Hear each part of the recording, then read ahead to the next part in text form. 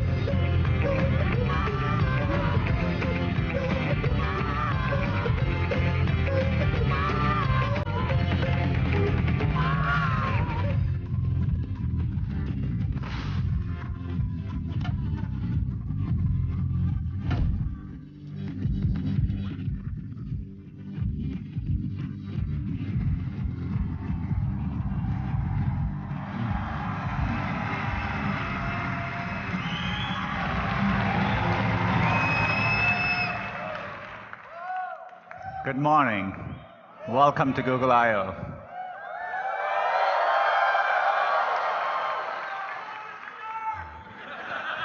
I love you guys too.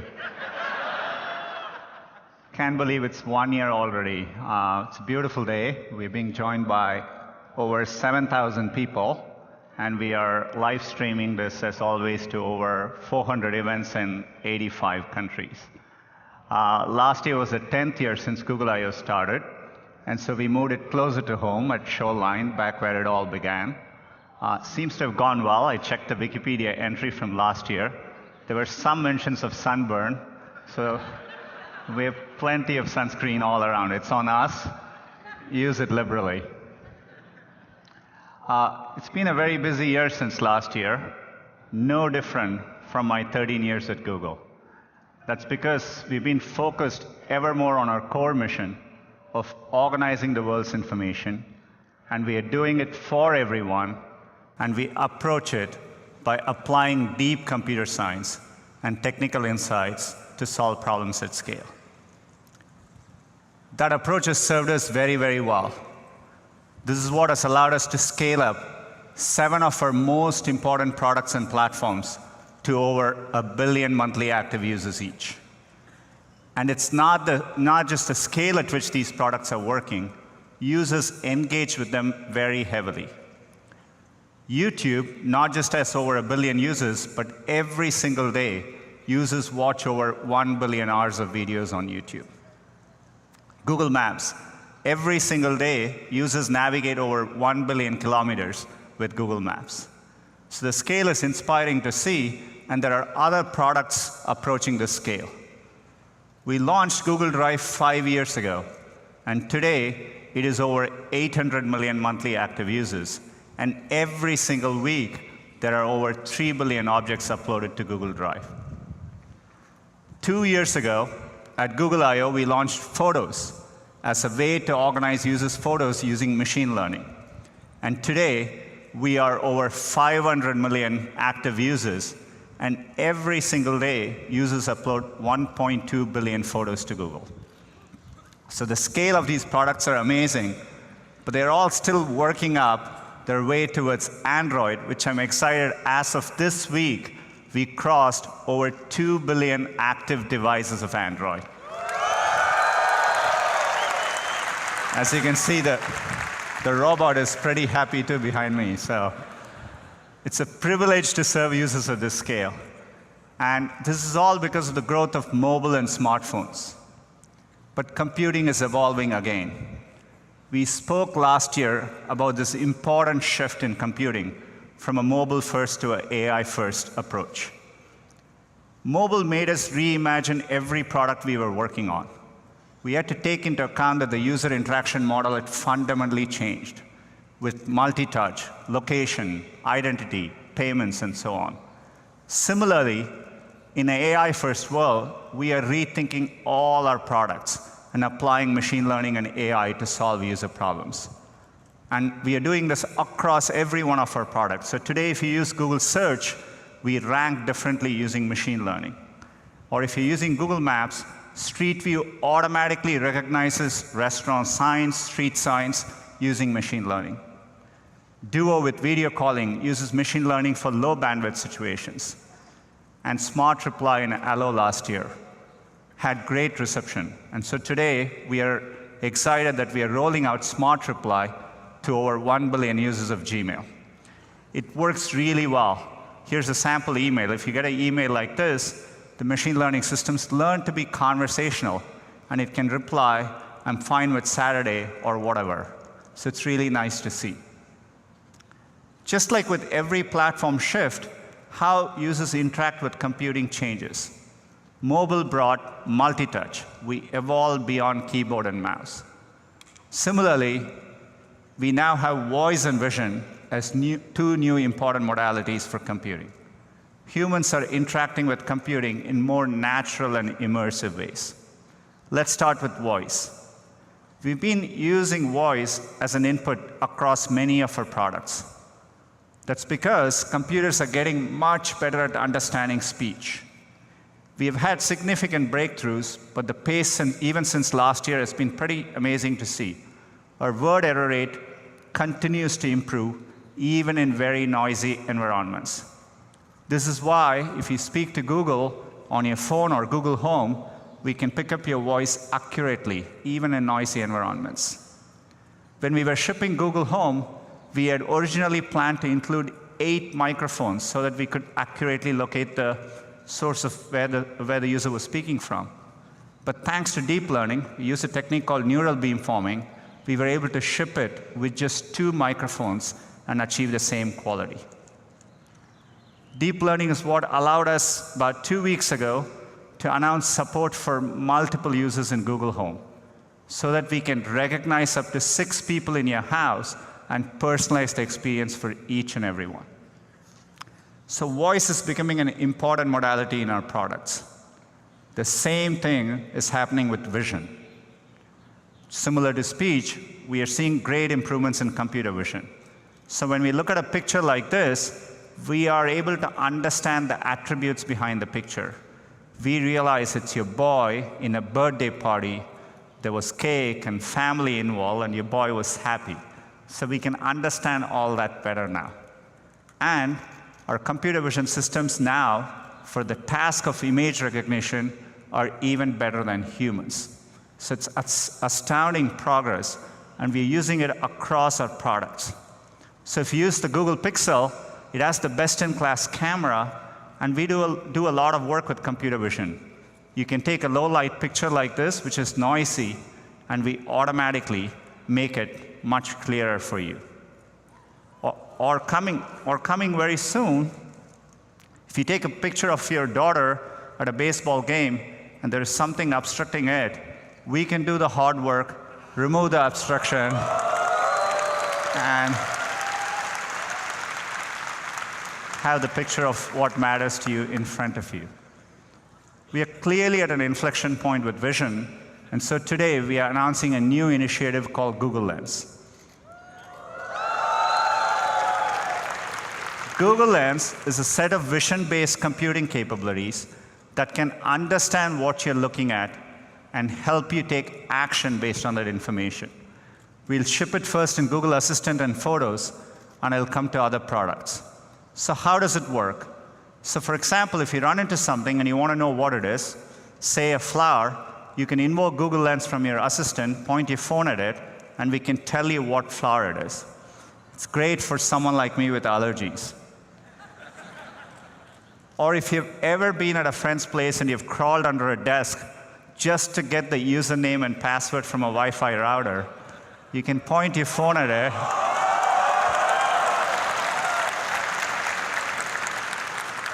and we can automatically do the hard work for you. Or if you're walking in a street downtown and you see a set of restaurants across you, you can point your phone, because we know where you are and we have our knowledge graph and we know what you're looking at, we can give you the right information in a meaningful way. As you can see, we are beginning to understand images and videos. All of Google was built because we started understanding text and web pages. So the fact that computers can understand images and videos has profound implications for our core mission. When we started working on search, we wanted to do it at scale. This is why we rethought our computational architecture. We designed our data centers from the ground up, and we put a lot of effort in them. Now that we are evolving for this machine learning and AI world, we are rethinking our computational architecture again. We are building what we think of as AI-first data centers. This is why last year we launched the Tensor Processing Units. They're custom hardware for machine learning. They were about 15 to 30 times faster and 30 to 80 times more power efficient than CPUs and GPUs at that time. We use TPUs across all our products. Every time you do a search, every time you speak to Google. In fact, TPUs are what powered AlphaGo in its historic match against Laserdahl. As you know, machine learning has two components. Training, that is how we build a neural net. Training is very computationally intensive. And inference is what we do at real time, so that when you show it a picture, we recognize whether it's a dog or a cat and so on. Last year's TPU were optimized for inference. Training is computationally very intensive. To give you a sense, each one of our machine translation models takes a training of over 3 billion words for a week on about 100 GPUs. So we've been working hard, and I'm really excited to announce our next generation of TPUs, cloud TPUs, which are optimized for both training and inference. What you see behind me is one cloud TPU board. It has 4 chips in it, and each board is capable of 180 trillion floating point operations per second. And we have designed it for our data centers so you can easily stack them. You can put 64 of these into one big supercomputer. We call these TPU pods, and each pod is capable of 11.5 petaflops. It is an important advance in technical infrastructure for the AI era. The reason we named it Cloud TPU is because we are bringing it through the Google Cloud Platform. So Cloud TPUs are coming to Google Compute Engine as of today.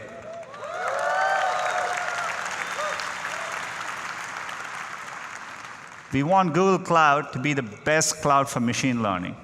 And so we want to provide our customers with a wide range of hardware, be it CPUs, GPUs, including the great GPUs NVIDIA announced last week, and now Cloud TPUs.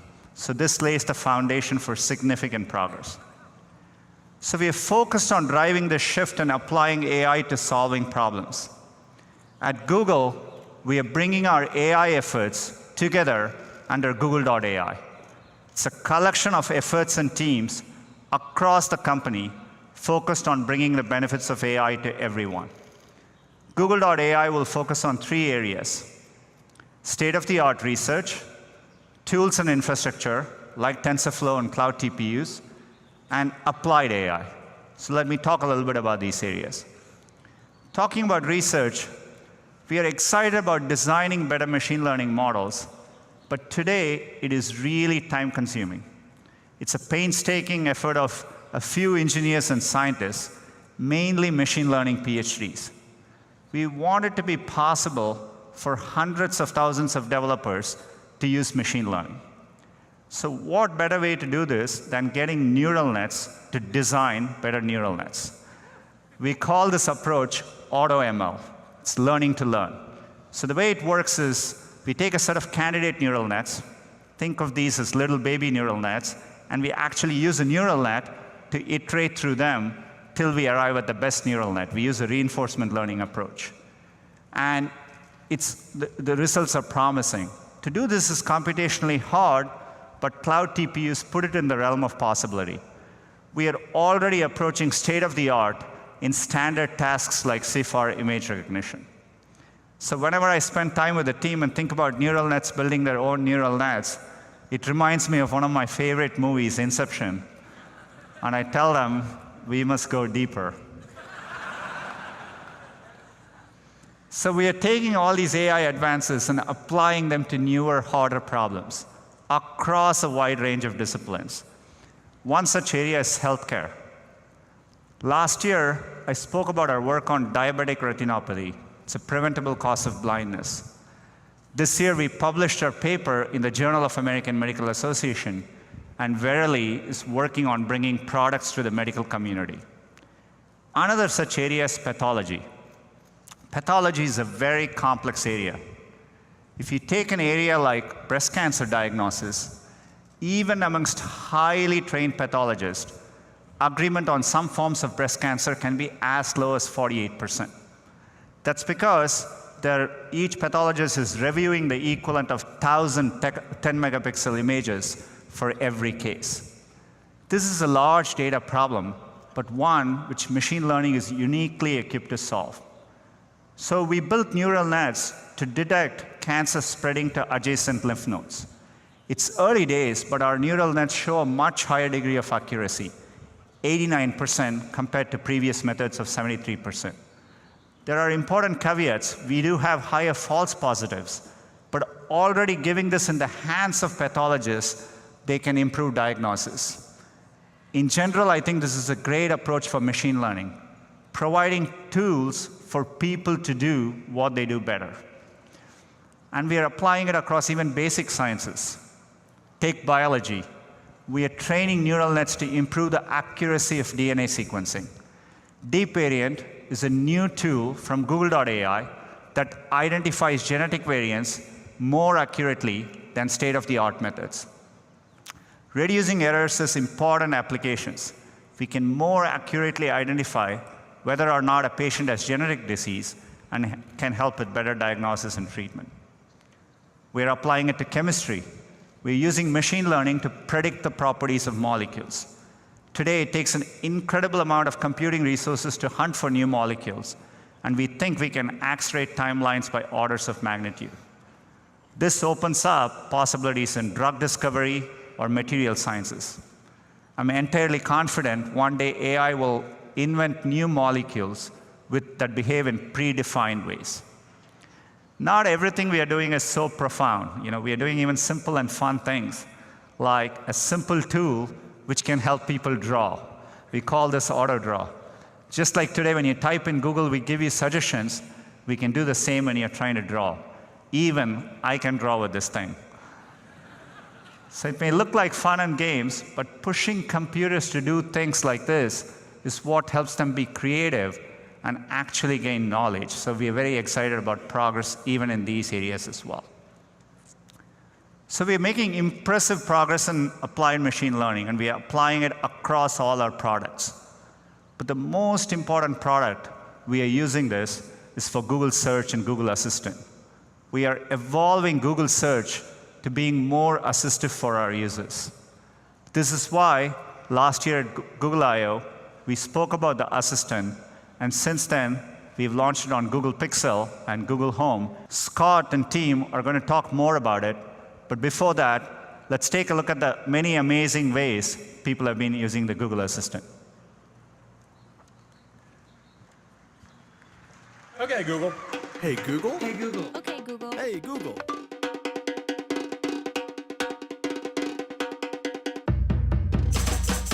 Play some dance music. Sure. This is fresh air. My guest will be Kimmy Schmidt on Netflix. Okay, Google, count to 100. Sure. 1, 2, 3. Play Vacuum Harmonica on my TV. 71, 72, 73. Play the Wonder Woman trailer. Hey, Google, talk to Domino's. Talk to Lonely Planet. Talk to Quora. Show me my photos from last weekend. Your car is parked at 22B. Today in the news. Turn the living room lights on. Okay, turning on the lights. I'm back, baby. Hey, Google, drop a beat. Flip a coin. Call Jill. Set a timer. Talk to Headspace. And then just for a moment, I'd like you to let go of any focus at all. Just let your mind do whatever it wants to do. Done. Hey, Google. Good night. Turn off all the things. See you tomorrow.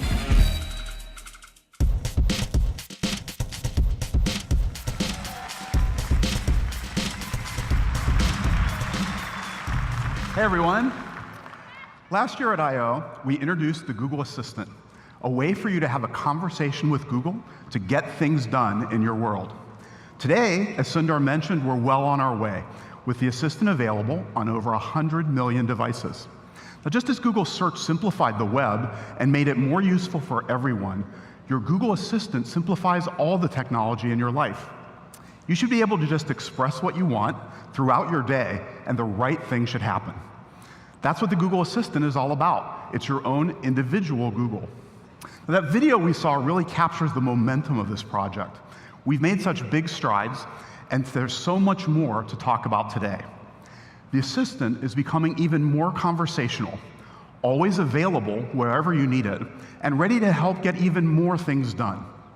First, we fundamentally believe that the Google Assistant should be hands down the easiest way to accomplish tasks, and that's through conversation.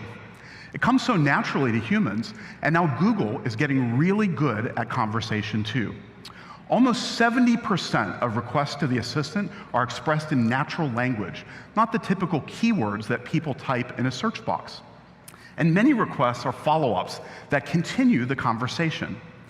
We're really starting to crack the hard computer science challenge of conversationality by combining our strengths in speech recognition, natural language understanding, and contextual meaning. Now, recently we made the Assistant even more conversational, so each member of the family gets relevant responses just for them by asking with their own voice. And we're continuing to make interacting with your Assistant more natural. For example, it doesn't always feel comfortable to speak out loud to your Assistant. So today, we're adding the ability to type to your Assistant on the phone. Now, this is great when you're in a public place and you don't want to be overheard. The Assistant's also learning conversation beyond just words. With another person, it's really natural to talk about what you're looking at. Sundar spoke earlier about how AI and deep learning have led to tremendous strides in computer vision. Soon, with the smarts of Google Lens, your assistant will be able to have a conversation about what you see. Now, this is really cool, and Ibrahim is here to help me show you a couple examples of what will launch in the coming months. So, last time I traveled to Osaka, I came across a line of people waiting to try something that smelled amazing. Now, I don't speak Japanese, so I couldn't read the sign out front. But Google Translate knows over 100 languages, and my assistant will help with visual translation. I just tap the Google Lens icon, point the camera, and my assistant can instantly translate the menu to English. And now I can continue the conversation. What does it look like? These pictures should match. All right, it looks pretty yummy.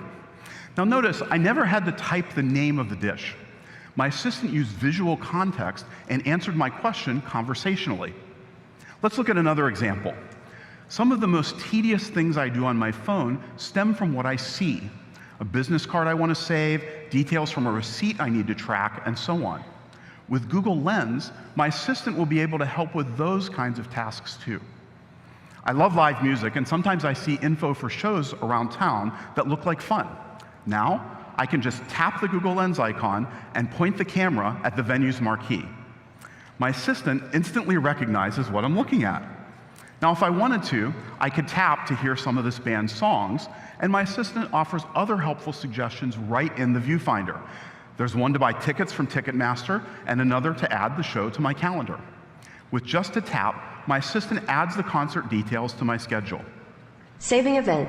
Save Stone Foxes for May 17th at 9 p.m. Awesome. My assistant helped me keep track of the event, so I won't miss the show, and I didn't have to open a bunch of apps or type anything. Thanks, Ibrahim. So that's how the assistant is getting better at conversation, by understanding language and voices, with new input choices, and with the power of Google Lens. Second, the assistant is becoming a more connected experience that's available everywhere you need help. From your living room to your morning jog, from your commute to errands around town, your assistant should know how to use all of your connected devices for your benefit. Now, we're making good progress in bringing the assistant to those 2 billion phones and other devices powered by Android, like TVs, wearables, and car systems. And today, I'm excited to announce that the Google Assistant is now available on the iPhone. So no matter what smartphone you use, you can now get help from the same smart assistant throughout the day, at home and on the go. The assistant brings together all your favorite Google features on the iPhone. Just ask to get package delivery details from Gmail, watch videos from your favorite YouTube creators, get answers from Google Search, and much more. You can even turn on the lights and heat up the house before you get home. Now, Android devices and iPhones are just part of the story. We think the assistant should be available on all kinds of devices where people might want to ask for help. The new Google Assistant SDK allows any device manufacturer to easily build the Google Assistant into whatever they're building. Speakers, toys, drink mixing robots, whatever crazy device all of you think up, now can incorporate the Google Assistant. Now, we're working with many of the world's best consumer brands and their suppliers, so keep an eye out for the badge that says Google Assistant built in when you do your holiday shopping this year.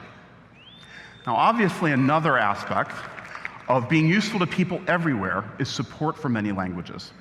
I'm excited to announce that starting this summer, the Google Assistant will begin rolling out in French, German, Brazilian Portuguese, and Japanese on both Android phones and iPhones. By the end of the year, we'll also support Italian, Spanish, and Korean. So that's how the assistant is becoming more conversational, and how it will be available in even more contexts. Finally, the assistant needs to be able to get all kinds of useful things done for people. You know, people sometimes ask if the assistant is just a new way to search. Now, of course, you can ask your assistant to get all sorts of answers from Google Search. But beyond finding information, users are also asking the assistant to do all sorts of things for them. Now, as you've already seen, the assistant can tap into capabilities across many Google apps and services. But Google's features are just part of the story. We also opened the assistant to third-party developers who are building some really useful integrations. I'll turn it over to Valerie to share more about how the developer platform is getting stronger.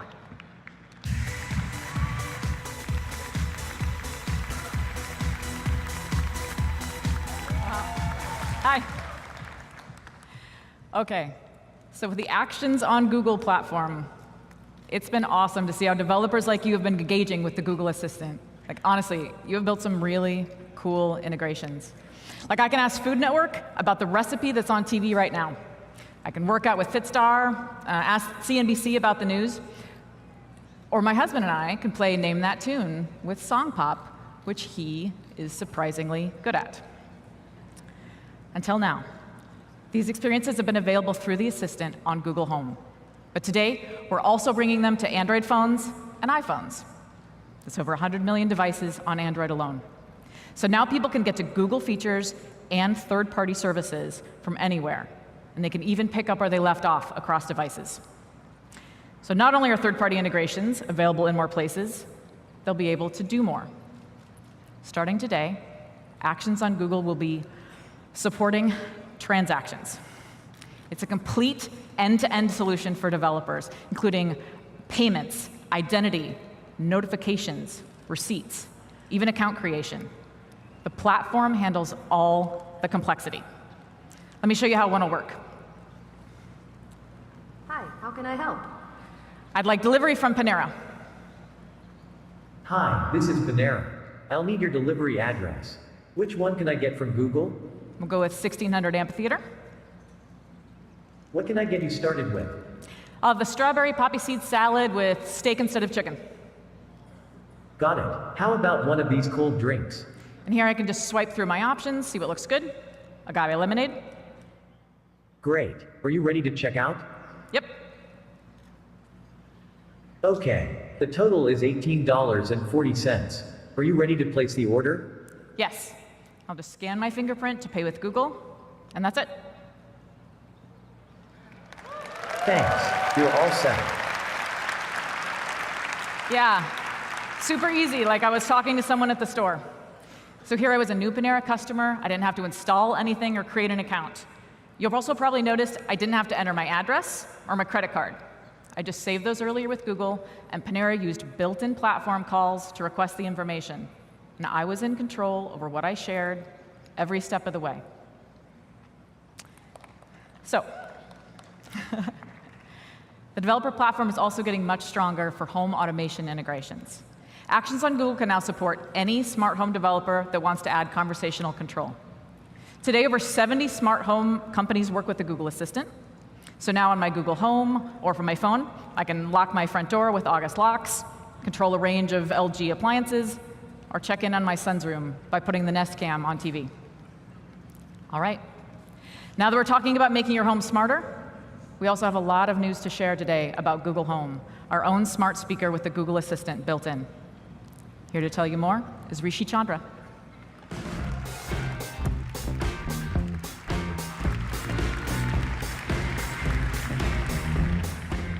Thanks, Valerie. You know, it's really hard to believe. We launched Google Home a little over 6 months ago, and we've been really busy ever since.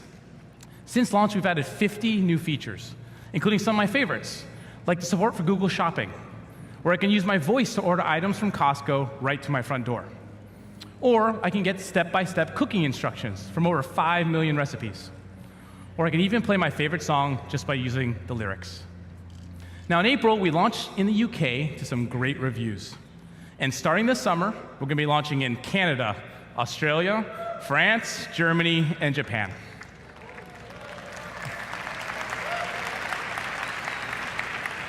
And with support for multiple users, we can unlock the full potential of Google Home to offer a truly personal experience. So now you can schedule a meeting, set a reminder, or get your own daily briefing with My Day by using your own voice, and get your commute, your calendar appointments, and your news sources. Now today I'd like to share 4 new features we'll be rolling out over the coming months. So first, we're announcing support for proactive assistance coming to Google Home. Home is great at providing personally relevant information for you when you ask for it.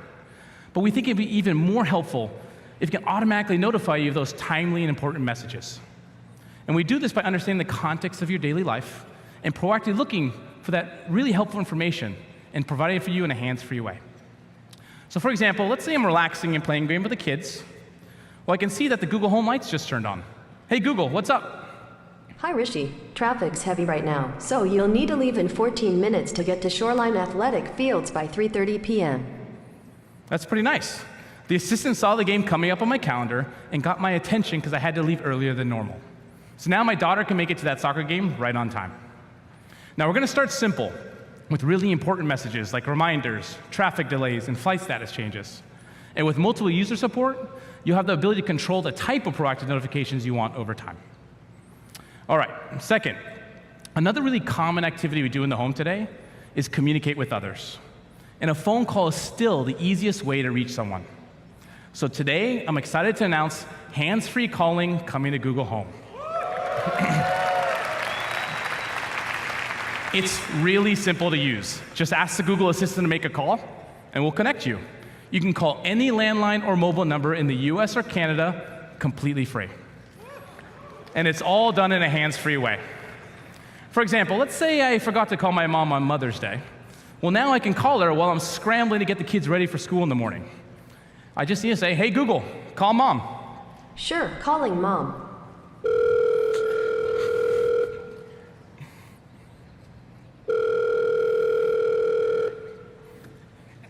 So you're finally calling. Mother's Day was 3 days ago.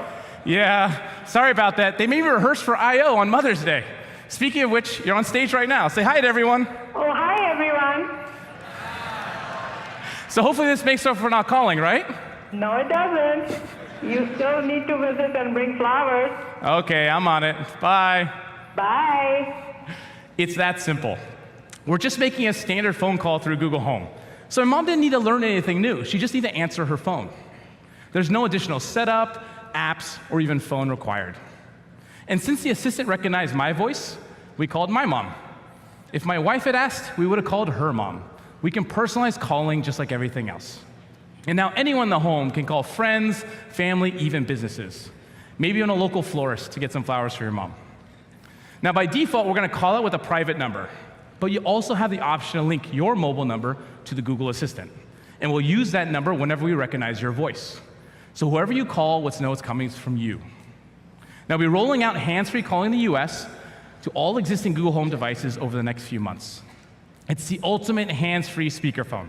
No setup required, call anyone, including personal contacts or businesses, and even dial out with their personal number when we detect your voice. We can't wait for you to try it out. Okay, third, let's talk a little bit about entertainment. We designed Google Home to be a great speaker, one that you can put in any room in the house, or wirelessly connect to other Chromecast built-in speaker systems. Well, today we're announcing that Spotify, in addition to their subscription service, will be adding their free music service to Google Home. So it's even easier to play your Spotify playlist. We'll also be adding support for SoundCloud and Deezer, two of the largest global music services today. And these music services will join many of the others already available through the Assistant. And finally, we'll be adding Bluetooth support to all existing Google Home devices, so you can play any audio from your iOS or Android device. But Google Home can do much more than just audio. Last year, we launched the ability to use your voice to play YouTube, Netflix, and Google Photos right on your TV. And today, we're announcing additional partners, including HBO Now. So just say what you want to watch, and we'll play it for you, all in a hands-free way. With Google Home, we want to make it really easy to play your favorite entertainment. Okay, finally, I want to talk a little bit how we see the Assistant evolving to help you in a more visual way. Voice responses are great, but sometimes a picture is worth 1,000 words. So today, we're announcing support for visual responses with Google Home. Now to do that, we need a screen. Well, fortunately, many of us already have a ton of screens in our home today. Our phones, our tablets, even our TVs. The Google Assistant should smartly take advantage of all these different devices to provide you the best response on the right device. For example, with Google Home, I can easily get location information. Okay, Google, where's my next event?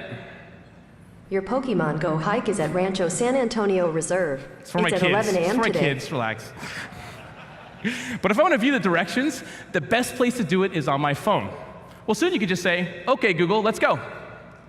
All right, I'm sending the best route to your phone.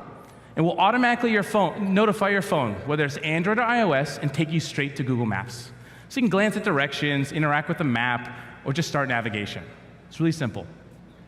Now, TVs are another natural place to get help from the Google Assistant. And we have a great place to start with over 50 million Chromecast and Chromecast built-in devices.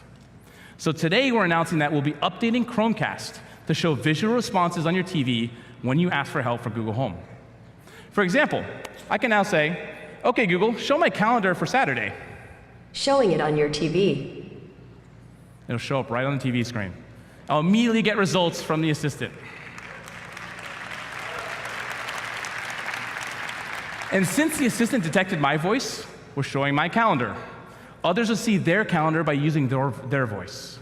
We can personalize the experience even on the TV. And you can continue to follow up the conversation. Looks like I have a biking trip to Santa Cruz. What's the weather in Santa Cruz this weekend? This weekend in Santa Cruz, it will be clear and sunny most of the time. So it's really easy and it's all hands-free. Your assistant can provide a visual response to a TV to a lot of different types of questions. You know, we talked how easy it is to play what you want to watch on the TV screen. But what about those times you don't know what to watch? Well, soon you could just ask, hey, Google, what's on YouTube? Here you go. And it'll show me my personalized results right on the TV screen. If I don't like any of the options, I can continue the conversation with my voice. Show my watch later list. All right. Play Send My Love. Playing Send My Love from YouTube.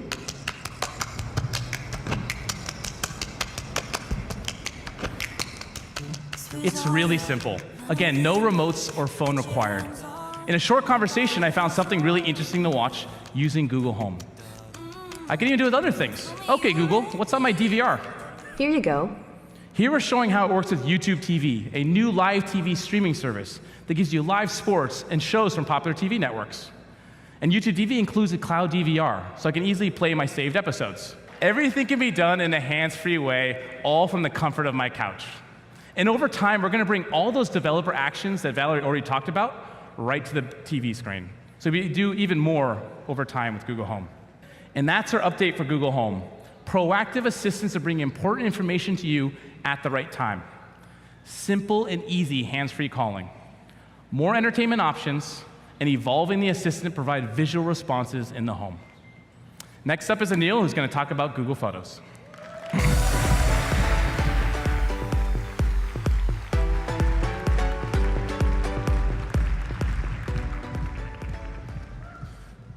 Two years ago, we launched Google Photos with an audacious goal: to be the home for all your photos, automatically organized and brought to life so that you could easily share and save what matters. In doing so, we took a fundamentally different approach. We built a product from the ground up with AI at its core. And that's enabled us to do things in ways that only Google can. Like, when you're looking for that one photo you can't find, Google Photos organizes your library by people, places, and things. Simply type Anil Pineapple Hawaii and instantly find this gem. Or when you come home from vacation, overwhelmed by the hundreds of photos you took, Google Photos will give you an album curated with only the best shots, removing duplicates and blurry images. This is the secret ingredient behind Google Photos, and the momentum we've seen in these 2 short years is remarkable. As Sundar mentioned, we now have more than 500 million monthly active users, uploading more than 1.2 billion photos and videos per day. And today, I'm excited to show you 3 new features we're launching to make it even easier to send and receive the meaningful moments in your life. Now, at first glance, it might seem like photo sharing is a solved problem. After all, there's no shortage of apps out there that are great at keeping you and your friends and family connected. But we think there's still a big and different problem that needs to be addressed. Let me show you what I mean.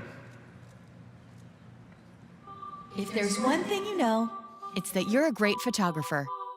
If there's a second thing you know, it's that you're kind of a terrible person. What? Yeah, you heard me. The only photo of the birthday girl in focus? Never sent it. The best picture of the entire wedding? kept it to yourself. This masterpiece of your best friend, we were gonna send it, but then you were like, oh, remember that sandwich? I love that sandwich. If only something could say, hey, Eric looks great in these. Do you want to send them to him? And you could be like, great idea. Well, it can.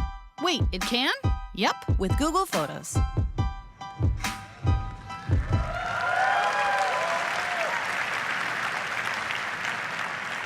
So today, to make us all a little less terrible people, we're announcing suggested sharing. Because we've all been there, right? Like when you're taking that group photo and you insist that it be taken with your camera, because you know if it's not on your camera, you are never seeing that photo ever again. Now, thanks to the machine learning in Google Photos, we'll not only remind you so you don't forget to share, we'll even suggest the photos and people you should share with. In one tap, you're done. Let's have a look at suggested sharing in action. I'm once again joined on stage by my friend and Google Photos product lead, David Lieb. All right, so here are a bunch of photos Dave took while bowling with the team last weekend. He was too busy enjoying the moment, so he never got around to sharing them. But this time, Google Photos sent him a reminder via notification and also by badging the new Sharing tab. The Sharing tab is where you're going to be able to find all of your Google Photos sharing activity, and at the top, your personal suggestions based on your sharing habits and what's most important to you. Here is the sharing suggestion that Dave got from his day bowling. Google Photos recognized this was a meaningful moment, it selected the right shots, and it figured out who he should send it to based on who was in the photos. In this case, it's Johnvi, Jason, and a few others who are also at the event. Dave can now review the photos selected, as well as update the recipients, or if he's happy with it, he can just tap send. And that's it. Google Photos will even send an SMS or an email to anyone who doesn't have the app, and that way everyone can view and save the full resolution photos, even if they don't have Google Photos accounts. And because Google Photos sharing works on any device, including iOS, let's have a look at what Johnvi sees on her iPhone. She receives a notification, and tapping on it lets her quickly jump right into the album and look at all the photos that Dave has shared with her. But notice here at the bottom, she's asked to contribute the photos she took from the event, with Google Photos automatically identifying and suggesting the right ones. Johnvi can review the suggestions and then simply tap Add. Now all of these photos are finally pooled together in one place, and Dave gets some photos he's actually in. Which is great, because a home for all your photos really should include photos of you. Now, even though suggested sharing takes the work out of sharing, sometimes there's a special person in your life who you share just about everything with. Your partner, your best friend, your sibling. Wouldn't it be great if Google Photos automatically shared photos with that person? For example, I would love it if every photo I ever took of my kids was automatically shared with my wife. And that's why today we're also announcing shared libraries.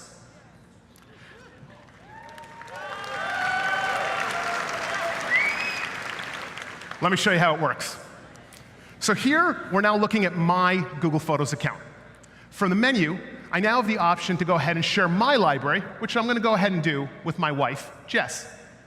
Importantly, I have complete control over which photos I automatically share. I can share them all, or I can share a subset, like only photos of the kids, or only photos from a certain date forward, like when we first met. In this case, I'm going to go ahead and share all. We did not meet today. And that's all there is to it. I've now gone ahead and shared my library with my wife, Jess. So let's switch to her phone to see what the experience looks like from her end. She receives a notification, and after accepting, she can now go to see all the photos that I've shared with her, which she can access really easily from the menu. If she sees something she likes, she can go ahead and select those photos and simply save them to her library. We'll even notify her periodically as I take new photos. Now, this is great, but what if Jess doesn't want to have to keep coming back to this view and checking if I shared new photos with her? She just wants every photo I take of her or the kids to automatically be saved to her library, just as if she took the photos herself. With shared libraries, she can do just that, choosing to auto-save photos of specific people. Now, anytime I take photos of her or the kids, without either of us having to do anything, they'll automatically appear in the main view of her app. Let me show you. Now, I couldn't justify pulling the kids out of school today just to have their photo taken, but I do have the next best thing. All right. Let me introduce you to Ava and Lily. All righty here. So I'm going to go ahead, take a photo with the girls. Smile, kids! Ah, fantastic. And since this is too good of an opportunity, I'm going to have to take one with all of you here, too. All right? There we go. Woo! Brilliant. All right. Okay, so thank you, girls. Much appreciated. Back to school we go. All right. So, using nothing more than the standard camera app on my phone, I've gone ahead and taken one photo with my kids and one photo with all of you here in the audience.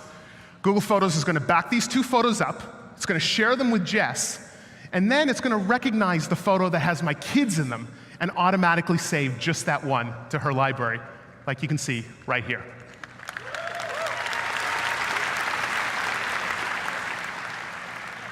Now finally, Jess and I can stop worrying about whose phone we're using to take the photos.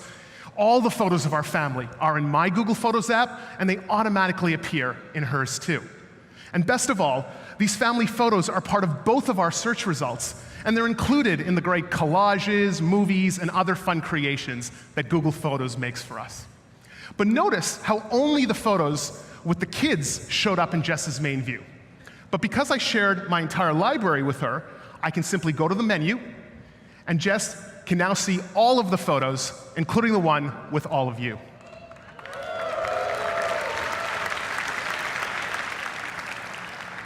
And that's how easy sharing can be in Google Photos. Spend less time worrying about sharing your memories and more time actually enjoying them. Suggested sharing and shared libraries will be rolling out on Android, iOS, and web in the coming weeks. Finally, we know sharing doesn't always happen through apps and screens. There's still something pretty special about looking at and even gathering around an actual printed photo. But printing photos and albums today is hard. You have to hunt across devices and accounts to find the right photos, select the best among the duplicates and blurry images, upload them to a printing service, and then arrange them across dozens of pages. It can take hours of sitting in front of a computer just to do one thing. Thankfully, our machine learning in Google Photos already does most of this work for you, and today we're bringing it all together with the launch of PhotoBooks. They're beautiful, high quality with a clean and modern design, but the best part is that they're incredibly easy to make, even on your phone. What used to take hours now only takes minutes. I recently made a book for Jess on Mother's Day, and let me show you just how easy and fast that was. First, thanks to unlimited storage, all my life's moments are already here in Google Photos. No need to upload them to another website or app. So I'll select a bunch of photos here, and the good news is I don't have to figure out which are the right photos and which are the good ones, because this is where Google Photos really shines. I'm just going to go ahead and hit plus, select Photo Book. I'm going to pick a hardcover book. We offer both a soft cover and a hardcover. And notice what happens. Google Photos is going to pick the best photos for me automatically suggesting photo 40 in this case. How awesome is that? And it's even going to go ahead and lay them all out for me. All that's left for me to do is make a couple of tweaks, check out, and in a few days, I'll end up with one of these beautiful printed photo books.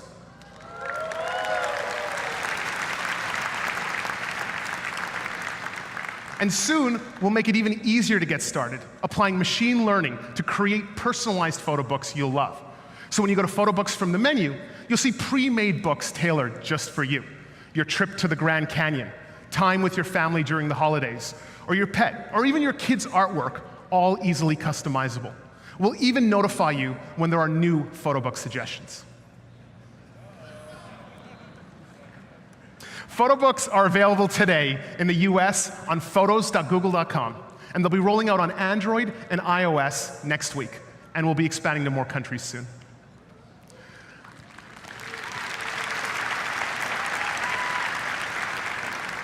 I am really excited about this launch, and I want all of you to be the first to try it out. And that's why everyone here at I/O will be receiving a free hardcover photo book.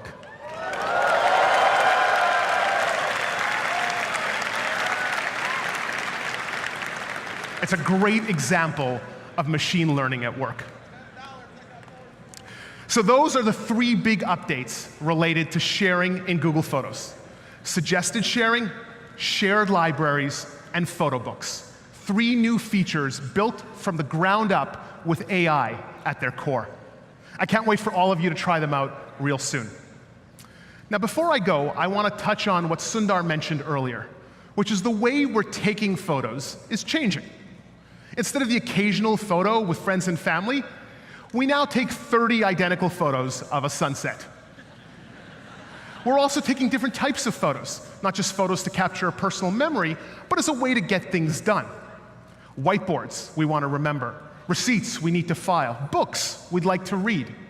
And that's where Google Lens and its vision-based computing capabilities comes in. It can understand what's in an image and help you get things done. Scott showed how Google Lens in the Assistant can identify what you're looking at and help you on the fly. But what about after you've taken the photo? There are lots of photos you want to keep and then look back on later to learn more and take action. And for that, we're bringing Google Lens right into Google Photos. Let me show you. So let's say you took a trip to Chicago. There's some beautiful architecture there, and during your boat tour down the Chicago River, you took lots of photos. But it's hard to remember which building is which later on. Now, by activating Lens, you can identify some of the cool buildings in your photos, like the 2nd tallest skyscraper in the US, Willis Tower. You can even pull up directions and get the hours for the viewing deck. And later, while visiting the Art Institute, you might take photos of a few paintings you really love. In one tap, you can learn more about the painting and the artist. And the screenshot that your friend sent you of that bike rental place, just activate Lens, and you can tap the phone number and make the call right from the photo.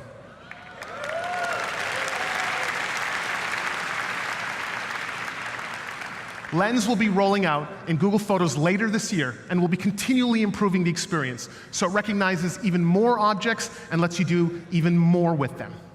And those are the updates for Google Photos.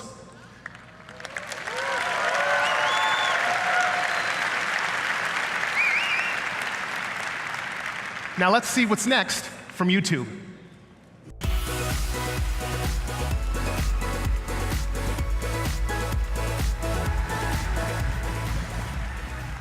All right.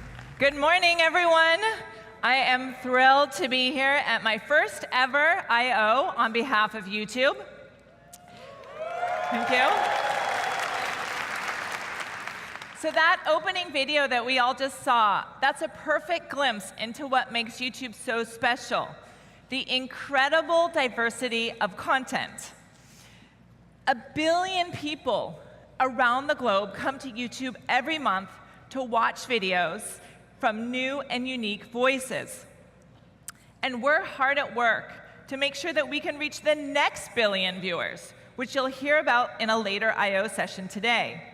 We want to give everyone the opportunity to watch the content on YouTube. So YouTube is different from traditional media in a number of ways. First of all, YouTube is open.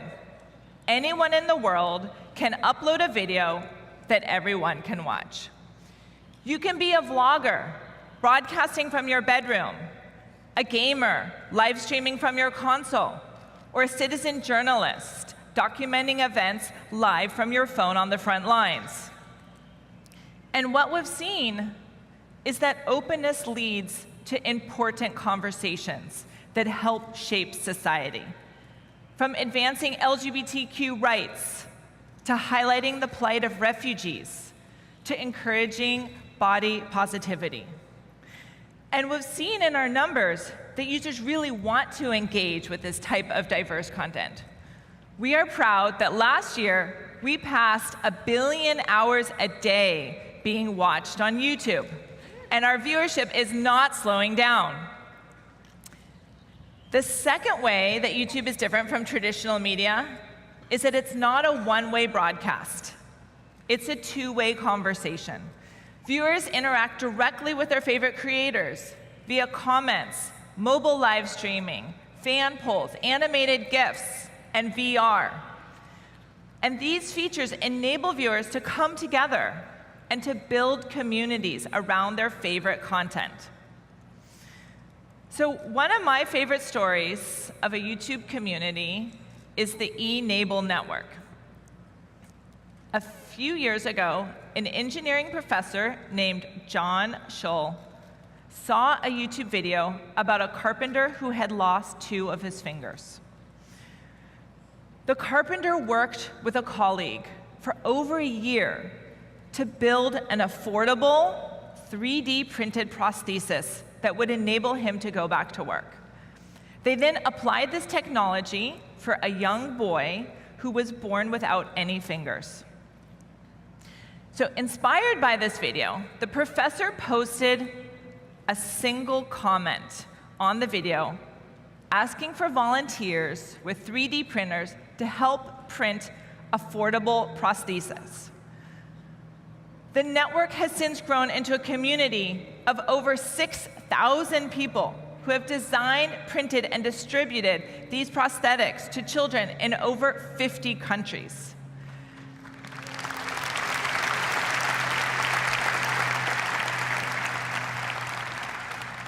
So today, thousands of children have regained the ability to walk, touch, play, and all because of the one video, one comment, and that incredible YouTube community that formed to help. And that's just one example of the many passionate communities that are coming together on YouTube around video. So the third feature of this new medium is that video works on demand on any screen. Over 60% of our watch time now comes from mobile devices. But actually, our fastest growing screen isn't the one in your pocket. It's the one in your living room. Our watch time in our living room is growing at over 90% a year.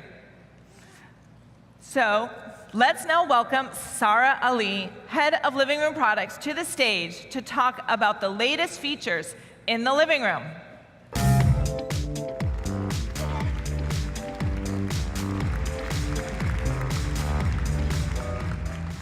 Thank you, Susan. So earlier today, you heard from Rishi about how people are watching YouTube on the TV via the Assistant. But another way people are enjoying video is through the YouTube app, which is available on over 500 million smart TVs, game consoles, and streaming devices. And that number continues to grow around the world. So when I think about why YouTube is so compelling in the living room, it isn't just about the size of the screen. It's about giving you an experience that TV just can't match. First, YouTube offers you the largest library of on-demand content. Second, our recommendations build channels and lineups based on your personal interests and what you enjoy watching. And third, it's a two-way interactive experience with features like voice control. And today, I'm super excited to announce that we are taking the interactive experience a step further by introducing 360 video in the YouTube app on the big screen. And you know that you can already watch 360 videos on your phone or in your Daydream headset, but soon you'll be able to feel like you're in the middle of the action, right from your couch and on the biggest screen you own. Now, one of my personal interests outside of work is to travel. And one place I'd love to visit is Alaska to check out the Northern Lights. So let's do a voice search. Aurora Borealis 360. Great, let's choose that first video. And now, using my TV remote, I'm able to pan around this video, checking out this awesome view from every single angle. Traveling is great, especially when I don't have to get on a flight, but 360 is now a brand new way to attend concerts. I didn't make it to Coachella, but here I can experience it like I was on stage. And to enhance the experience even further, we are also introducing Live 360 in the living room. Soon, you'll be able to witness moments and events as they unfold in a new, truly immersive way. So whether you have a Sony Android TV or an Xbox One console, soon you'll be able to explore 360 videos right from the comfort of your couch and along with your friends and family. And now, to help show you another way we're enabling interactivity, please join me in welcoming Barbara McDonald, who's the lead of something we call Super Chat.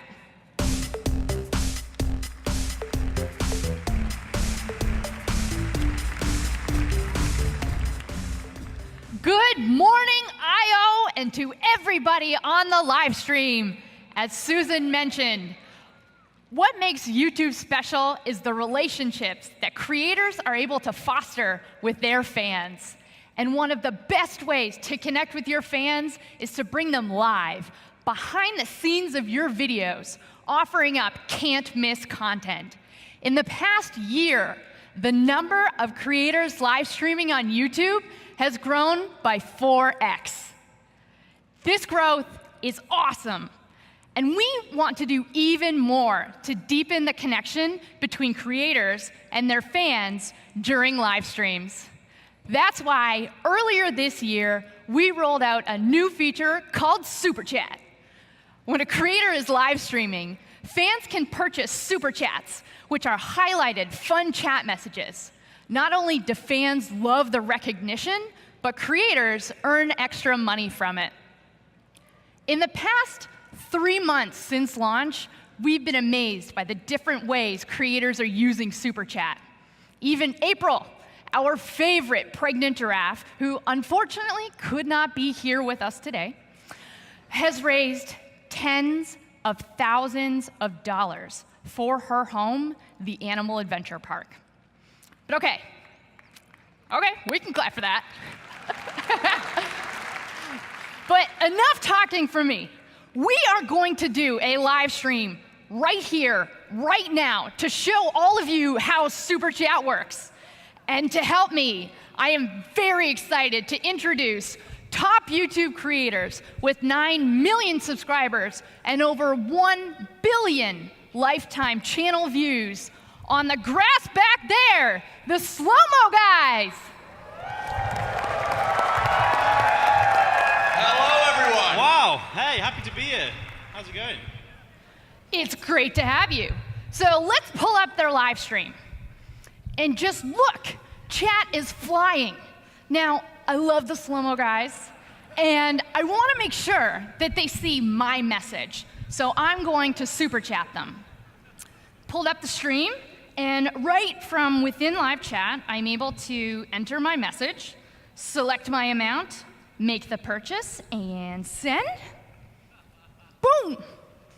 See how much that message stands out? And it gets pinned to the top. It's cool, right? Yeah, thanks, Barbara. It's actually lovely at the minute, although I feel like there's a high chance of showers. Very local showers, like specifically to this stage. Very sudden, yeah. Ooh, I wonder. Well, because we know developers are incredibly creative, we wanted to see what you can do to make Super Chat even more interactive. So we've launched an API for it. And today, we're taking it to the next level with a new developer integration that triggers actions in the real world. This means that when a fan sends a Super Chat to a creator, things can happen in real life, such as turning the lights on or off in the creator's studio, flying a drone around, or pushing buttons on their toys and gadgets. The Slow-Mo Guys are going to create their next slow motion video using Super Chat's API. We have now rigged things up so that when I send my next Super Chat, it will automatically trigger the lights and a big horn in this amphitheater, okay? And that is going to signal our friends back there on the lawn to unleash a truckload of water balloons at the Slow-Mo guys. I'm scared. Yeah. That's right. For every $1, we're going to take another balloon. So more money means more balloons. Although I did hear a guy over here go, "Oh, we're going to totally nail these guys." All right, that's got to be at least $4 right there. So yeah, each $1 donated goes to the cause that Susan mentioned earlier, the eNable network. Okay, so how much do you think we can send? I can start at $1 and go anywhere upwards from there. So it's for charity. How do we think 100? How's that sound? Okay, higher, 200? 200? How about $500 for 500 balloons? $500. I can do that. Okay. So I'm gonna send my super chat and hit send. 500. Woo! Oh! Oh, God! Yep! All right! Keep going! It's 500! It's finished! Never ends! It's over! That was amazing! Thank you, everybody, for your help. So this obviously just scratches the surface of what is possible using Super Chat's open APIs. And we are super excited to see what all of you will do with it next. So Susan, how about you come back out here and let's check out the video we've all made.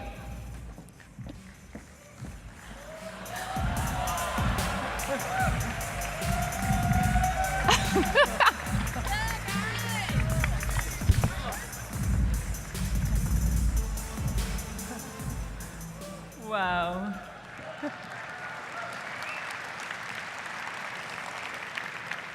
Thank you, Slow-Mo guys. Thank you, Barbara. I'm really happy to announce that YouTube is going to match the Slow-Mo guy Super Chat earnings from today 100x to make sure that we're supplying prosthetics to children in need around the world.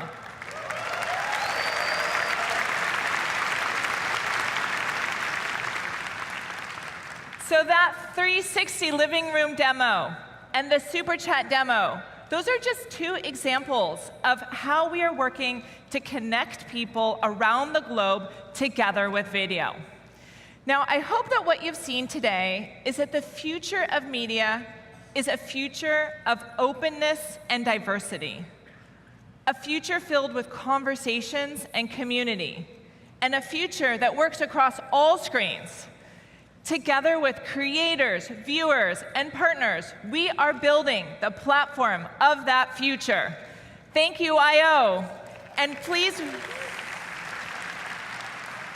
welcome me and Dave Burke joining us to talk about Android.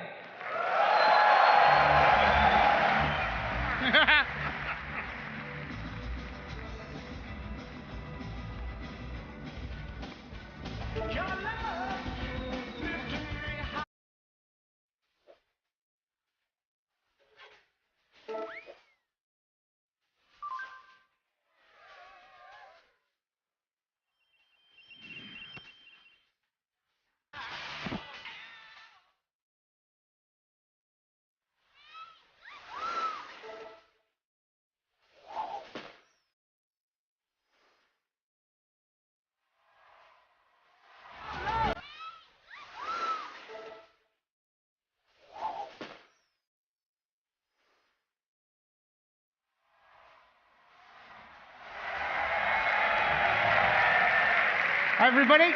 It's great to be here at Google I/O 2017. As you can see, we found some new ways to hardware accelerate Android, this time with Jetpacks.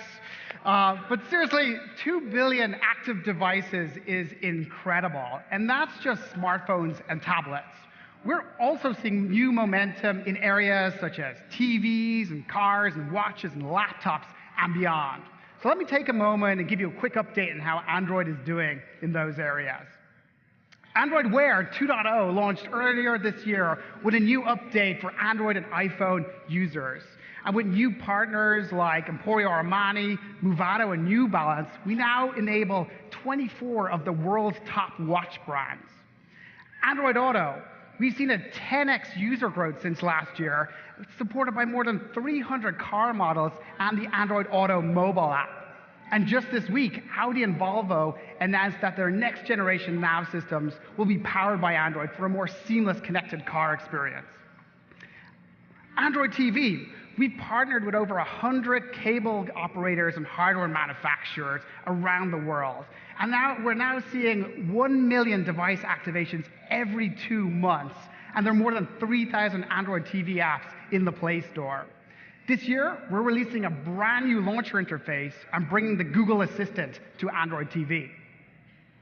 Android Things previewed late last year, and already there are thousands of developers in over 60 countries using it to build connected devices with easy access to the Google Assistant, TensorFlow, and more. The full launch is coming later this year.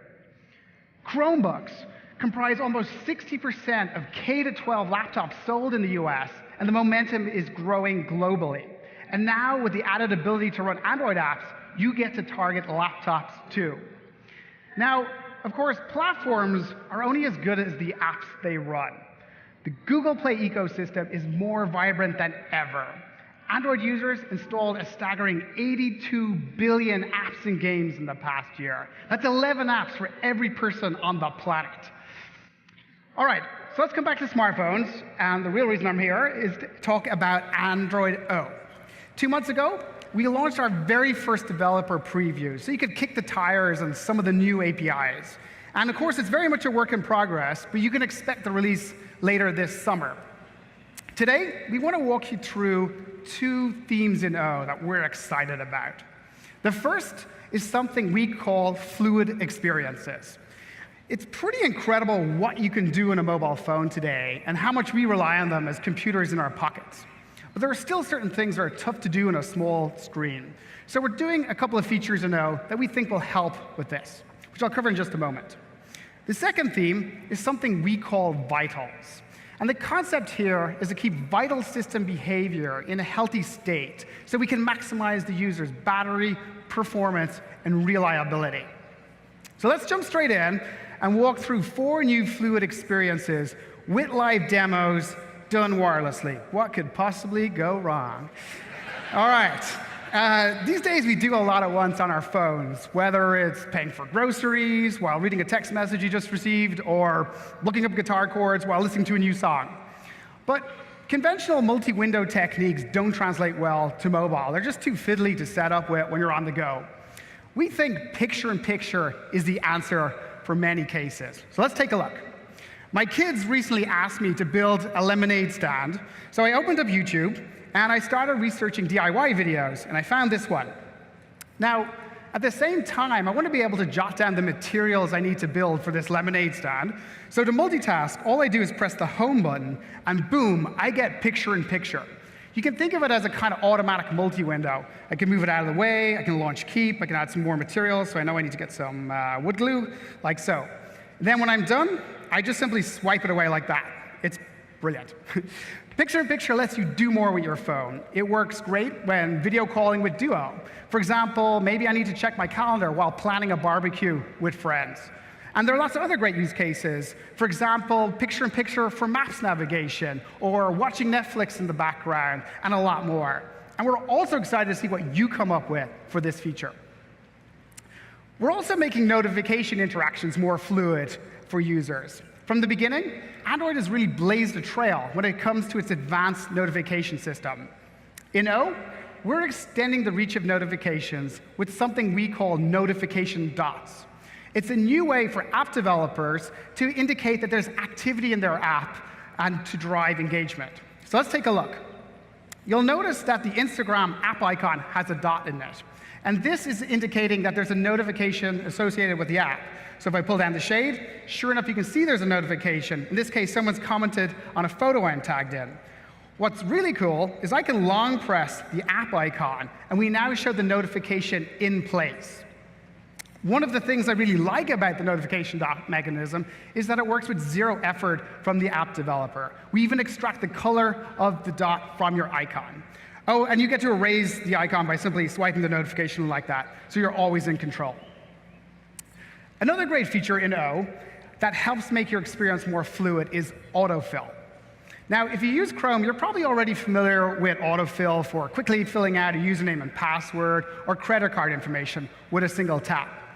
With O, we've extended autofill to apps. So let's say I'm setting up a new phone for the first time, and I open Twitter, and I want to log in. Now, because I use twitter.com all the time on Chrome, this system will automatically suggest my username. I can simply tap it, I get my password, and then, boom, I'm logged in. It's pretty awesome.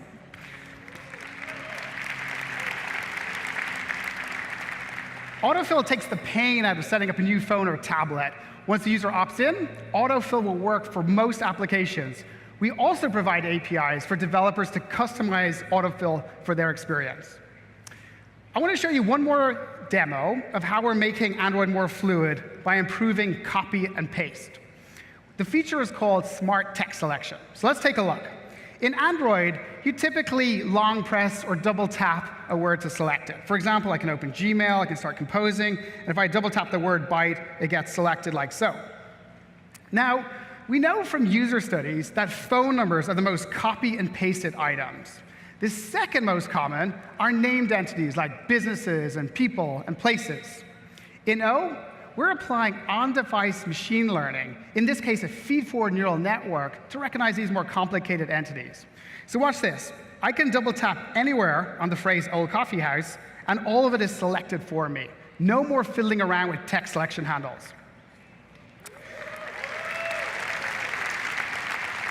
It even works for addresses. So if I double tap on the address, all of it is selected. And what's more, there's more. What's more is the machine learning model classifies this as an address and automatically suggests maps so I can get directions to it with a single click. And of course, it works as you expect. For phone numbers, you get the phone dialer suggested. And for email addresses, you get Gmail suggested. All of this neural networking processing happens on device in real time and without any data leaving the device. It's pretty awesome. Now, on-device machine learning helps make your phone smarter. And we want to help you build experiences like what you just saw. So we're doing two things to help. First, I'm excited to announce that we're creating a specialized version of TensorFlow, Google's open source machine learning library, which we call TensorFlow Lite. It's a library for apps designed to be fast and small, yet still enabling state-of-the-art techniques like ConvNets and LSTMs. Second, we're introducing a new framework at Android to hardware accelerate neural computation. TensorFlow Lite will leverage a new neural network API to tap into silicon-specific accelerators. And over time, we expect to see DSPs specifically designed for neural network inference and training. We think these new capabilities will help power a next generation of on-device speech processing, visual search, augmented reality, and more. TensorFlow Lite will soon be part of the open source TensorFlow project, and the neural network API will be made available later in an update to O this year. OK, so that's a quick tour of some of the fluid experiences in O. Let's switch gears and talk about Vitals. So to tell you more, I want to hand over to Steph, who's been instrumental in driving this project. Thank you.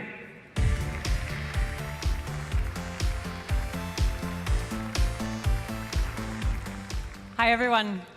OK, so all the features Dave talked about are cool. But we think your phone's foundations are even more important. Battery life, security, startup time, and stability.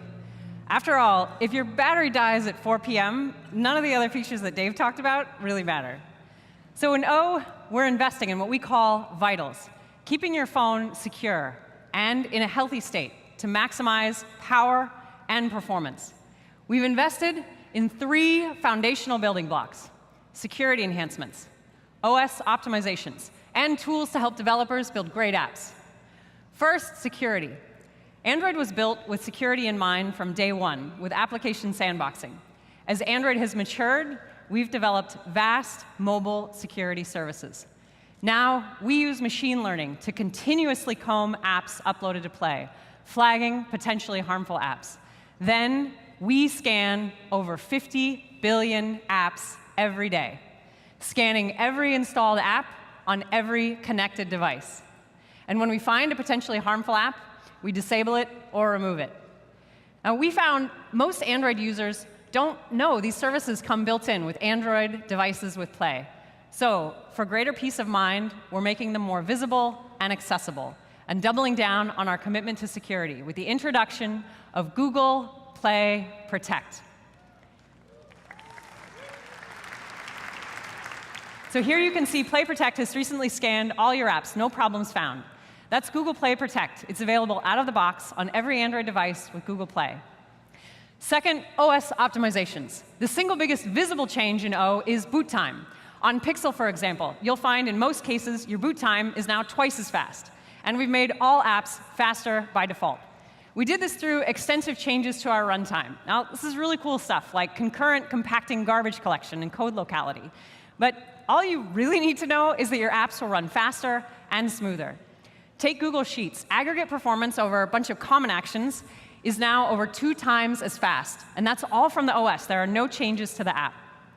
But we found apps could still have a huge impact on performance. Some apps were running in the background, and they were consuming tons of system resources, especially draining battery. So in O, we're adding wise limits to background location and background execution. These boundaries put sensible limits on usage. They're protecting battery life and freeing up memory. Now, our third theme is helping developers build great apps. And here, I want to speak directly to all the developers in the audience. Wouldn't it be cool if Android's engineering team could show you what causes performance issues? Today, we've launched Play Console dashboards that analyze every app and pinpoint 6 top issues that cause battery drain, crashes, and slow UI. For each issue the app has, we show how many users are affected and provide guidance on the best way to fix. Now, imagine if developers could also have a powerful profiler to visualize what's happening inside the app. In Android Studio, we've also launched new unified profiling tools for network, memory, and CPU. So developers can now see everything on a unified timeline and then dive into each profiler. For example, on CPU, you can see every thread. You can look at the call stack and the time every call is taking. You can visualize where the CPU is going, and you can jump to the exact line of code. OK, so that's Android Vitals.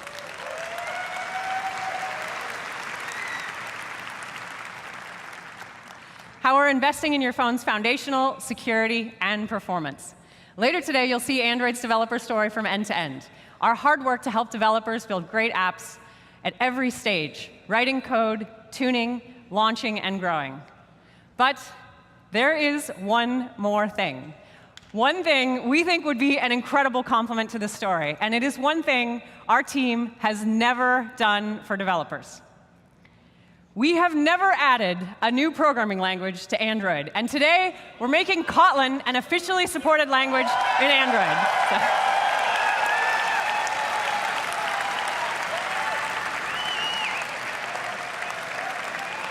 So, Kotlin is what our developer community has already asked for. It makes developers so much more productive. It is fully Android runtime compatible. It is totally interoperable with your existing code. It has fabulous IDE support, and it's mature and production ready from day one. We are also announcing our plans to partner with JetBrains, creating a foundation for Kotlin. I am so happy JetBrains CEO Max Shafarov is here today.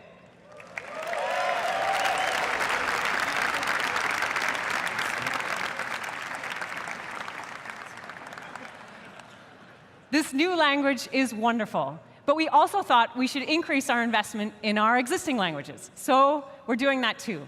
Please join us at the developer keynote later today to hear our story from end to end. OK, so let's wrap up. There are tons more features in Android O, which we don't have time to go into today. Everything from redesigned settings to Project Treble, which is one of the biggest changes to the foundations of Android to date, to downloadable fonts with new emoji, and much more. If you want to try some of these features for yourself, and you do, I'm happy to announce we're making the first beta release of O available today. Head over to android.com/beta.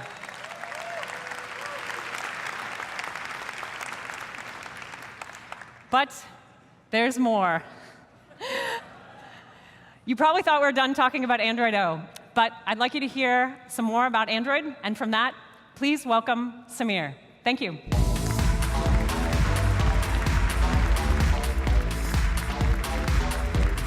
Thanks, Steph.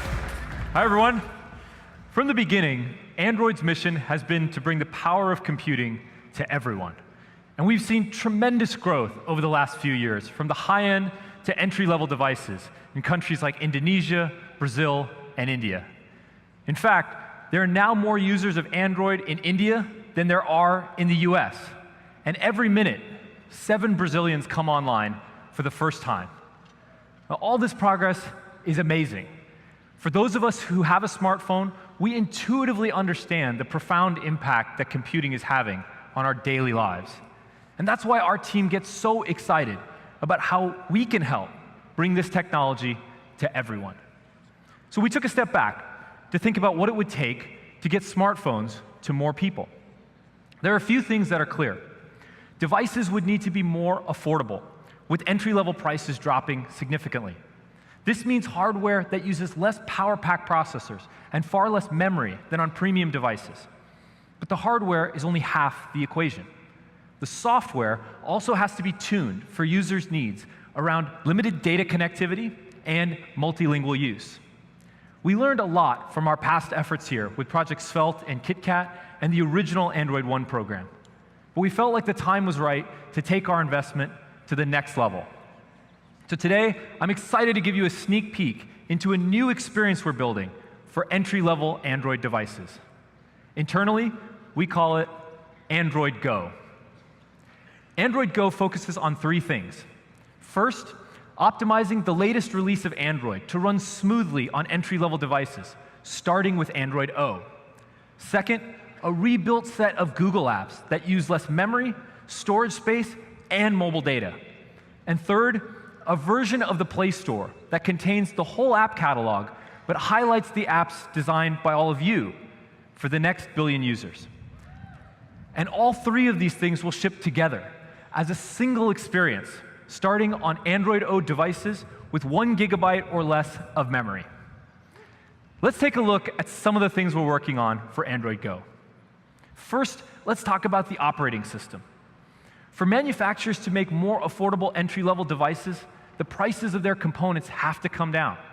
Let's take one example. Memory is an expensive component. So we're making a number of optimizations to the system UI and the kernel to allow an Android O device built with the Go configuration to run smoothly with as little as 512 megabytes to 1 GB of memory. Now, on-device performance is critical, but data costs and intermittent connectivity are also big challenges for users. One person put it best to me when she said, "Mobile data feels like currency," and she wanted more control over the way she spent it. So on these devices, we're putting data management front and center in quick settings. And we've created an API that carriers can integrate with, so you can see exactly how much prepaid data you have left and even top up right there on the device. But beyond the OS, the Google apps are also getting smarter about data. For example, on these devices, the Chrome Data Saver feature will be turned on by default. Data Saver transcodes content on the server and simplifies pages when you're on a slow connection. And now we're making the savings more visible here in the UI. In aggregate, this feature is saving users over 750 terabytes of data every day. I'm really excited that the YouTube team has designed a new app called YouTube Go for their users with limited data connectivity. Feedback on the new YouTube app has been phenomenal, and we're taking many of the lessons we've learned here and applying them to several of our Google apps. Let me show you some of the things I love about YouTube Go. First, there's a new preview experience, so you can get a sneak peek inside a video before you decide to spend your data to watch it. And when you're sure this is the video for you, you can select the streaming quality you want and see exactly how much mobile data that's going to cost you. But my favorite feature of YouTube Go is the ability to save videos while you're connected, so you can watch them later when you might not have access to data. And if you want to share any of those videos with a friend, you can use the built-in peer-to-peer sharing feature to connect 2 of your devices together directly and share the files across without using any of your mobile data at all.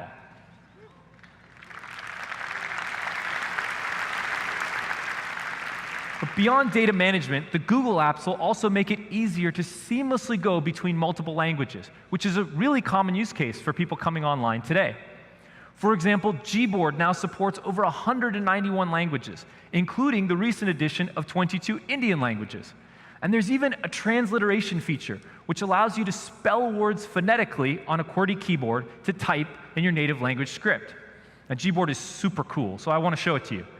I grew up in the US, so for any of my family that's watching, don't get too excited by the demo. I haven't learned Hindi yet, and I'm sorry, Mom. Okay. So let's say I want to send a quick note to my aunt in India. I can open up Allo, and using Gboard, I can type how it sounds phonetically, tum kaise ho, which means, how are you, in Hindi. And transliteration automatically gives me Hindi script. That's pretty cool. Now let's say I want to ask her how my IO speech is going, but I don't know how to say that in Hindi at all. I can use the built-in Google Translate feature to say, how is this going? And seamlessly, I get Hindi script, all built right into the keyboard.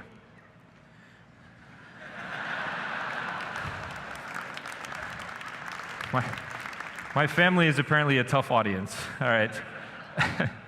While the Google apps are getting Goified, what has always propelled Android forward is the apps from all of you. And no surprise, many of our developer partners have optimized their apps already. So to better connect users with these experiences, we'll be highlighting them in the Play Store. One example is right here on Play's homepage.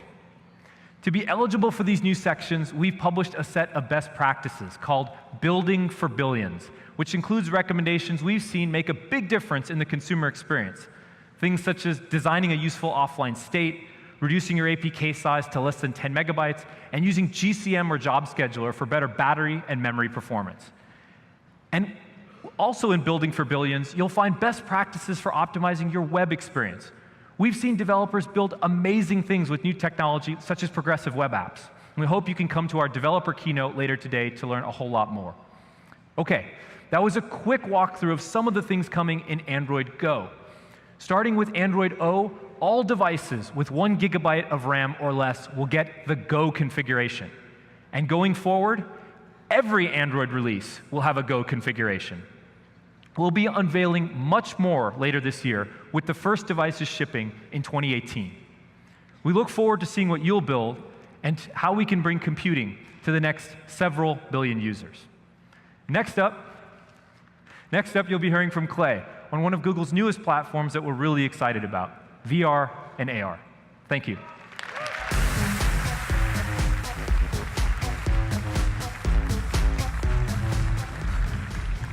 Thank you, Samir. So Sundar talked about how technologies like machine learning and conversational interfaces make computing more intuitive by enabling our computers to work more like we do. And we see VR and AR in the same light. They enable us to experience computing just as we experience the real world. Virtual reality can be transporting. You can experience not just what it's like to see someplace, but what it's like to really be there. And augmented reality uses your surroundings as context and puts computing into the real world. A lot has happened since Google I/O last year, and I'm excited to share a bit of what we've been up to. So let's start with VR.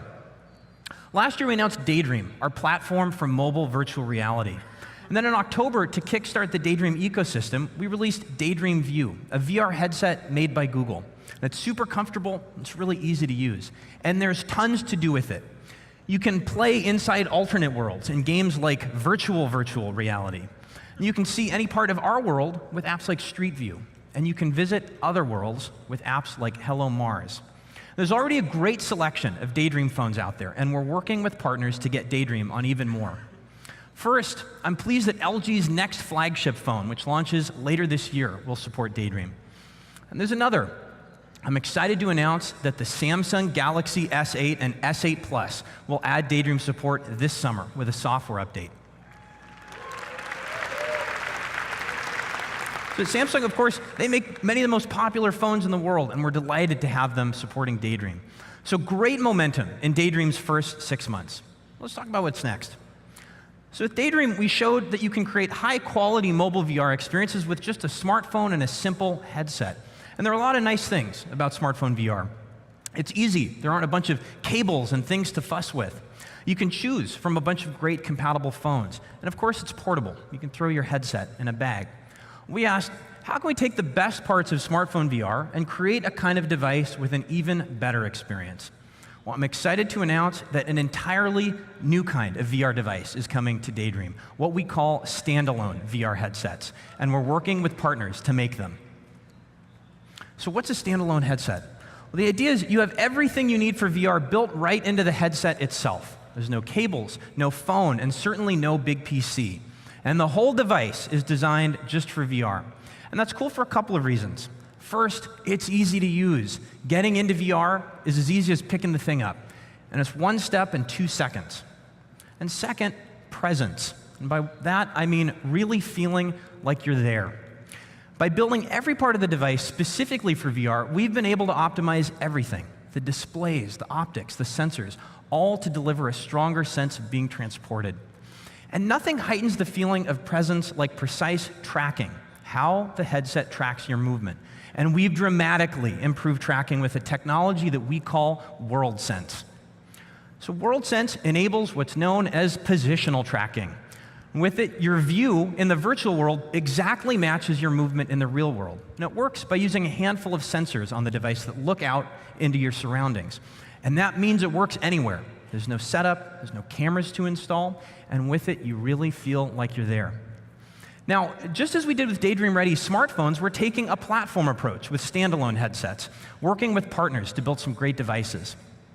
To start, we worked with Qualcomm to create a Daydream standalone headset reference design, a sort of device blueprint that partners can build from. And we're working closely with 2 amazing consumer electronics companies to build the first headsets. First, HTC, the company that created the Vive. We're excited about it too. They're a leader in VR, and we're delighted to be working with them on a standalone VR headset for Daydream. And second, Lenovo. We've been partners for years working together on Tango, and now we're excited to work with them on VR. These devices will start to come to market later this year. So that's the update on VR. Great momentum with apps, more Daydream-ready phones on the way, and a new category of devices that we think people are going to love. So let's turn to augmented reality. Now, a lot of us were introduced to the idea of AR last year with Pokemon Go. And the app gave us a glimpse of AR, and it showed us just how cool it can be to have digital objects show up in our world.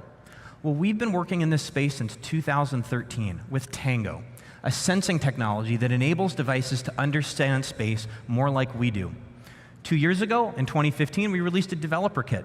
Then last year, we shipped the first consumer-ready Tango phone. And I'm excited to announce that the second generation Tango phone, the Asus Zenfone AR, will go on sale this summer. Now, looking at the slides, you may notice a trend. The devices are getting smaller, and you can imagine far more devices having this capability in the future. It's been awesome to see what developers have done with the technology. And one thing we've seen clearly is that AR is most powerful when it's tightly coupled to the real world, and the more precisely, the better. That's why we've been working with the Google Maps team on a service that can give devices access to very precise location information indoors. It's kind of like GPS, but instead of talking to satellites to figure out where it is, your phone looks for distinct visual features in the environment, and it triangulates with those. So you have GPS. We call this VPS, Google's Visual Positioning Service. And we think it's going to be incredibly useful in a whole bunch of places. For example, imagine you're at Lowe's, a home improvement store that has basically everything. And if you've been there, you know it's really big. And we've all had that moment when you're struggling to find that one weird random screwdriver thing. Well, imagine in the future, your phone could just take you to that exact screwdriver and point it out to you on the shelf. Turns out we can do this with VPS. And let me show you how. And this is working today. So here we are walking down an aisle at Lowe's, and the phone will find these key visual feature points, which you can see there in yellow.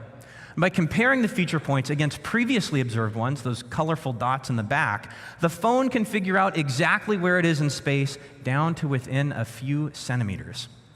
So GPS can get you to the door, and then VPS can get you to the exact item that you're looking for. Further out,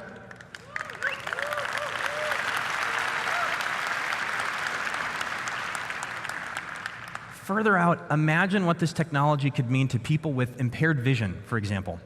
VPS in an audio-based interface could transform how they make their way through the world.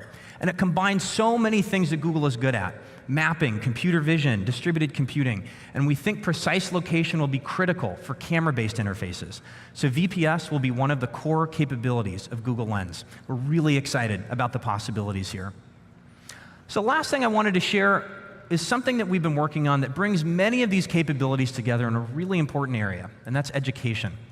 2 years ago, we launched Expeditions, which is a tool for teachers to take their classes on virtual reality field trips, and 2 million students have used it. Today, we're excited to announce that we're adding a new capability to Expeditions, AR mode, which enables kind of the ultimate show and tell right in the classroom. If we could roll the video, please. All right, who wants to see a volcano? 3, 2, 1. Look at that lava, look at that smoke coming out of that. Pretend you're an airplane and fly over the tornado. That's the top of it. What do you see? It's either asteroids, meteorites. We're learning about DNA and genes, things that we can't see. And so the most exciting thing for me with the AR technology was that I could see kids get an aha moment that I couldn't get by just telling them about it. The minute I saw it pop up on the screen, it made me want to get up and walk to it. We actually get to turn around and look at things from all angles, so it gave us a nice perspective. See if you can figure out what that might be based on what you know about the respiratory system. I got to see where the alveoli branched off, and I could look inside them and see how everything worked, which I never saw before, and it was really, really cool.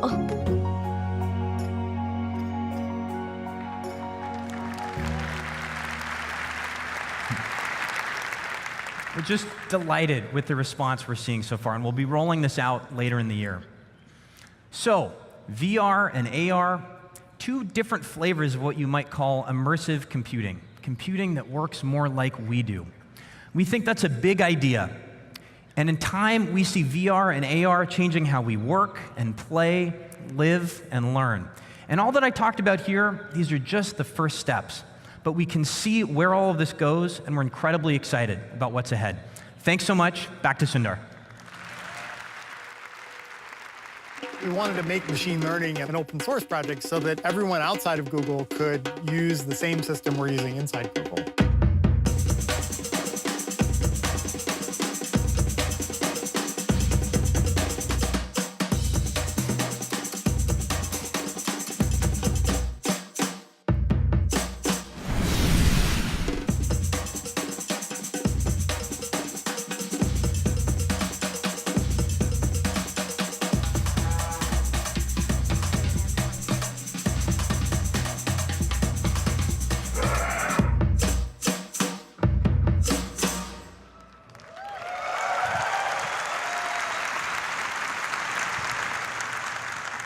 It's incredible when you open source platform and you see what people can do on top of it.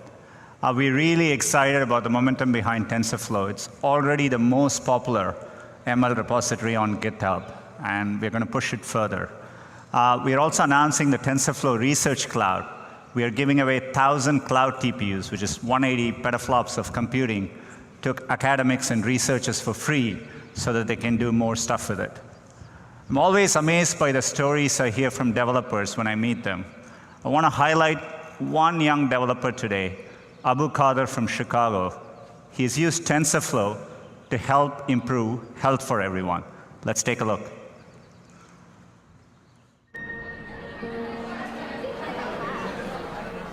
My name is Abu. I am a high school student, 17 years old. My freshman year, I remember Googling machine learning. Had no clue what it meant. That's the really cool thing about the internet, is that someone's already doing it, so you can just YouTube it and it's right there. The minute I really saw what machine learning can do, it kind of like hit something within me, this like need to build things to help people. My parents are immigrants from Afghanistan. It's not easy coming in. The only reason we made it through some of the times that we did was because people showed acts of kindness. Seeing that at an early age was enough for me to understand that helping people always comes back to you. How are you? And then it kind of hit me in a way where I could actually genuinely help people. Mammograms are the cheapest imaging format there is. It's the most accessible to people all around the world. But one of the biggest problems that we see in breast cancer is misdiagnosis. So I decided I was going to build a system for early detection of breast cancer tumors that's accessible to everyone and that's more accurate. How was I going to do it? Machine learning.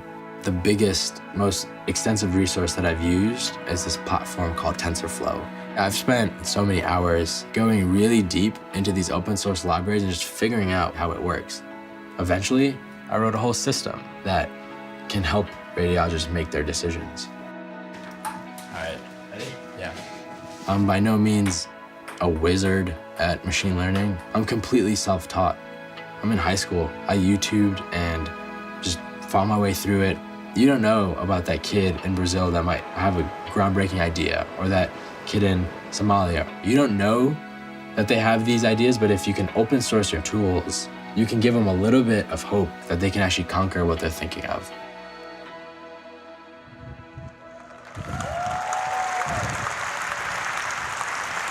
Abu started this as a school project and he's continued to build it on his own. We are very, very fortunate to have Abu and his family here with us today.